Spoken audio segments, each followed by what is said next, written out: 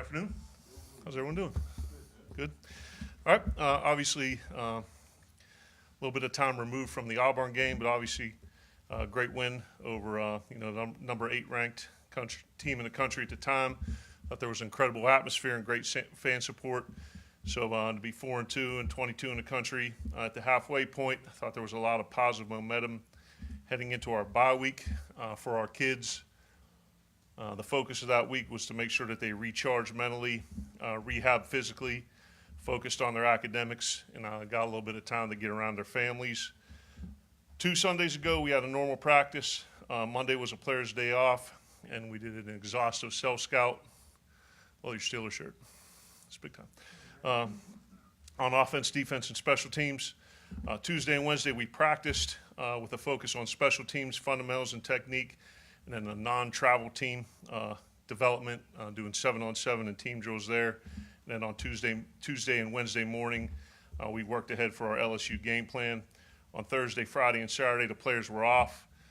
Thursday and Friday, the coaches hit the road recruiting. And then during that 2-day time period, hit 108 schools, attended 20 games, and we're in 9 different states. So I thought our recruiting staff did a real good job putting a plan together. Got all of us out there, saw a lot of great players, saw a lot of great football, in state and in our footprint and in our national area. So we're real fired up about that for the recruiting part. And then this past Sunday, I went back to our normal practice with a focus on LSU because we had a little bit of time to work ahead. Going back to the Auburn week, just to revisit because I don't think we had a chance to discuss it here as a group. Our offensive player of the game for Auburn was Nick Fitzgerald. The offensive scout of the game was running back Robert Rivers. The defensive co-players of the game were John Abram and Montez Sweat. The defensive scout team player of the week was Nathaniel Watson. The special teams player of the game was Chris Rayford. And the special teams scout of the week was Sherman Timms. Okay. 2 weeks ago, our student athletes of the week were Shamar Kilby-Lane and Marquise Spencer, and there were none for this past week because it was fall break. From an injury standpoint, making sure we're updated there. On the offensive side of the ball, Keith Mixon got a little bit of an ankle. He's day-to-day, but we're completely optimistic that he'll be ready to go for the game. On the defensive side of the ball, Stephen Adegoke, day-to-day with a lower body. Brian Cole, day-to-day with an upper body. And then Jamal Peters practiced on Sunday. He's day-to-day, but we're very confident with him as well. So those are our injuries for this week. Moving ahead to LSU, obviously led by head coach Ed Ogeron, 21-7 his time there. Currently ranked number 5 in the country, coming off of a win, a very, very impressive win over number 2 ranked Georgia. 6-1 overall in the season, 3-1 in the SEC. LSU has won 21 straight home games in the month of October, so obviously that's very impressive. And under Coach Ogeron's guidance, they're 12-0 in SEC games when scoring at least 20 points. And this is their homecoming game, so will be a very raucous, intense, very exciting atmosphere. So we're fired up for that. On the offensive side of the ball, the coordinator who coaches the quarterbacks is Steve Emsinger, a mix of pro style and spread, averaging 32 points a game, 202 rushing, 202 passing, so a very good balance. Quarterback Joe Burrow, transfer from Ohio State, doing a real nice job for him. Kind of real competitive guy, has a lot of moxie to him, a lot of confidence, playing with a lot of leadership. 1,415 yards passing, 6 touchdowns, and was really instrumental in that win over Georgia. The 2 running backs that they play the most, Nick Brossette, very quick and explosive, and Clyde Edwards-Helaire, very patient with an excellent burst. And the wide receiver, Justin Jefferson, versatile, blocks, screens, vertical pass game, makes a lot of plays on contested balls in the air. And obviously a very, very big, if you look at their front 5, physically imposing group. So going to be a big challenge for our defense. On their defense, led by coordinator Dave Aranda, who in coaching circles is viewed as one of the top and brightest defensive minds in the country. They're a mix of 3 and 4 down, playing 1 high and 2 high zones, bringing good pressure there. Nationally ranked. Number 8 in turnovers, having created 15, and currently 17th in the country in scoring defense, allowing just about 17 points a game. I thought it was interesting that there's 7 teams in the SEC right now allowing less than 20 points a game, so that's pretty impressive. Other top players, number 90, Rashard Lawrence, 25 tackles, 3.5 for loss. Very quick, very strong hands. Kind of very, physically imposing at the point of attack. The linebacker, number 6, Jacob Phillips, 43 tackles, 3 tackles for loss, 1 interception, plays hard, always around the ball. Number 40, number 9, Grant Delpit, number 29, Greedy Williams. You go on down the line and you kind of look at some of the rankings that a lot of those guys are ranked at or near the top of the NFL draft evaluations for the upcoming year. So 6-40 at the linebacking core, 9-29 on the back end, and then obviously number 90. And it's not limited to him. They're a very, very stout and physical defense. Special teams are coordinated by Greg McMahon. The accuracy limits some of the returns. On kickoff coverage, they're 88% touchbacks, 17 for 19 on field goals, 5 for 5 against Georgia, and a 42-yard game winner against Auburn. Top players, 36, Cole Tracy, the place kicker, talked about him. Avery Akins, 41 of 47 touchbacks on kickoffs. And then Todd Harris is a core special teams player who shows up on a lot of their units, and he's doing a really, really nice job for them. Our keys to victory for the game, going to need to be able to control the controllable, which is our attitude, our effort, and our execution. Expecting a lot of crowd noise. We'll be working on that this week. Tough to simulate, but we're going to do our best. Going to be their homecoming, kind of all those circumstances that are going to force a tremendous amount of focus from us. We're going to need a great week of practice to earn a right to take the field with confidence. We'll have to play with fanatical effort and surgical precision to beat another top ranked team in the country. One play at a time at championship standard. And as always, explosive plays and turnover margin will play a huge factor in deciding the outcome of the game. As well, the run game, stopping the run, third down in the red zone. And you kind of look at some of the statistics and, comparing the two teams.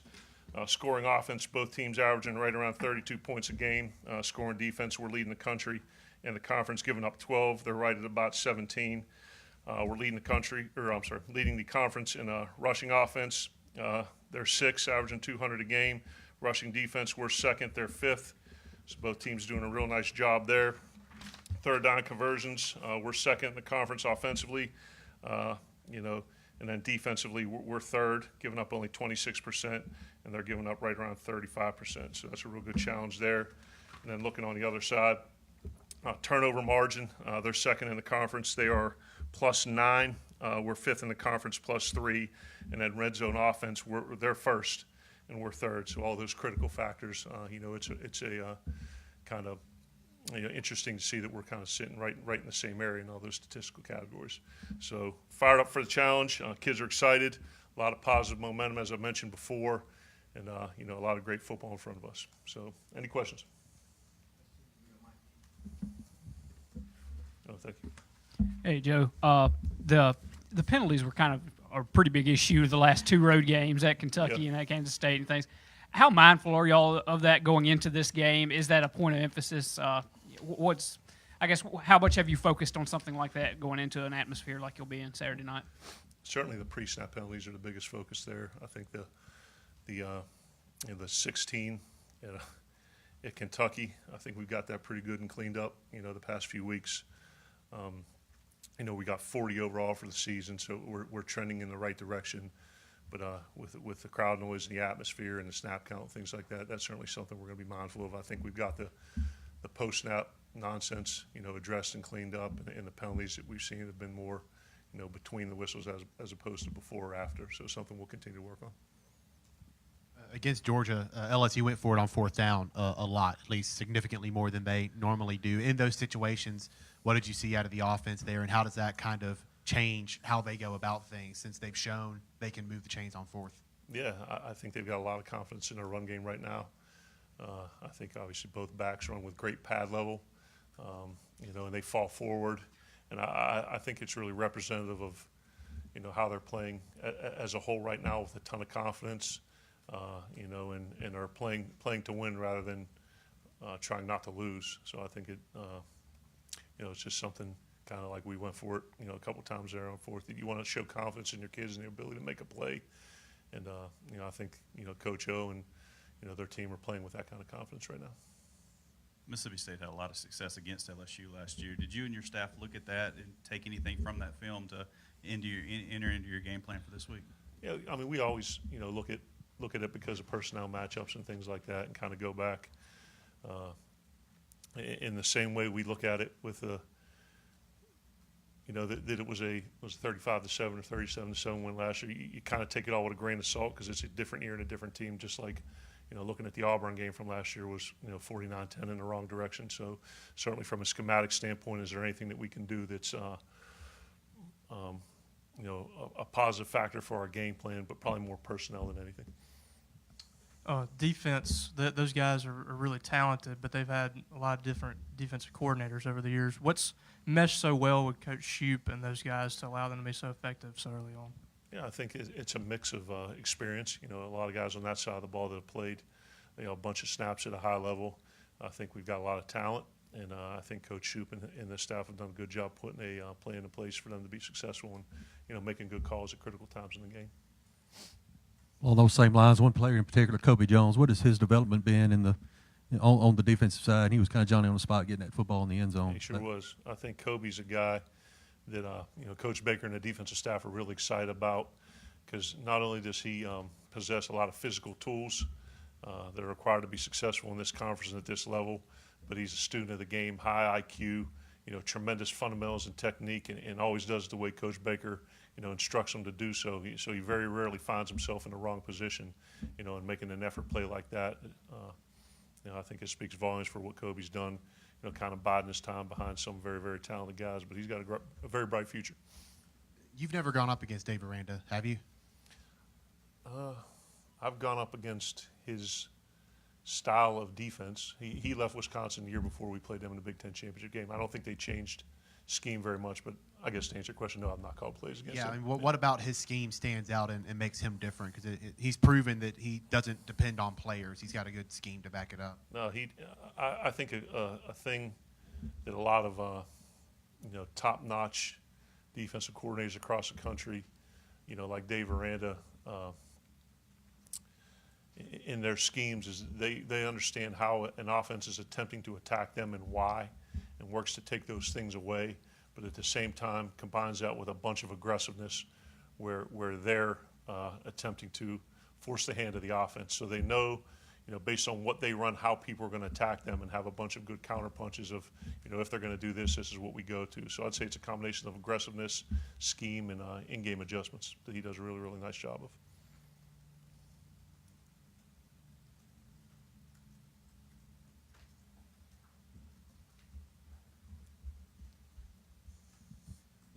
There's a lore about playing in Death Valley on a Saturday night. What have you heard about that? What are you expecting for your first trip down there? I'm assuming it's your first trip.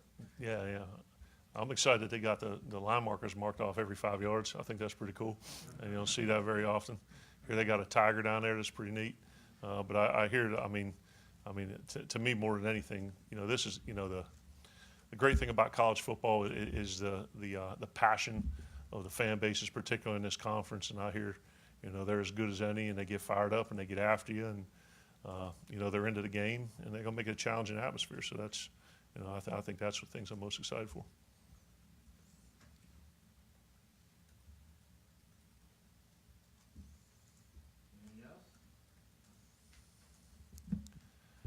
Just about the conference in general, Joe. You halfway through your first season here, I know, but what things in this conference have impressed you so far in the 3 games you played, and maybe some of the observations you've had, maybe some of the other games you've been able to watch? Yeah, everything has impressed me, and it's kind of been as advertised. You talk about, 2 things you're probably sick of hearing me saying. That's maybe not, but it's a line of scrimmage football league, and the margin of error is slim. And I think when you look at the results on a weekly basis, and maybe not the wins and losses as much as the point differential in the games, that I think there's tremendous parity in this league. That on a weekly basis, if you don't prepare well and you don't come out and play hard and you don't execute at the highest level, that any team can upset any team or beat any team. And I think that, that's shown across the board for 6 weeks. So you better be on your A game. There are no off weeks that every team can come out on a given Saturday and upset anybody. Guard to guard, your offensive line's probably as good as anybody's in the nation. How much of that is individual skill at each position, or do they work particularly well together? Yeah, I think when you have a center like Elton you know, he's able to make the calls and kind of get everyone on the same page. You know, and you got Daryl and you got Dion and the other guys who subbed in through there. I think the core, you know, kind of sets the tone, and I think those guys have done a great job with their physicality and, you know, mentality, and, you know, particularly, you know, last week, setting the tone for the game.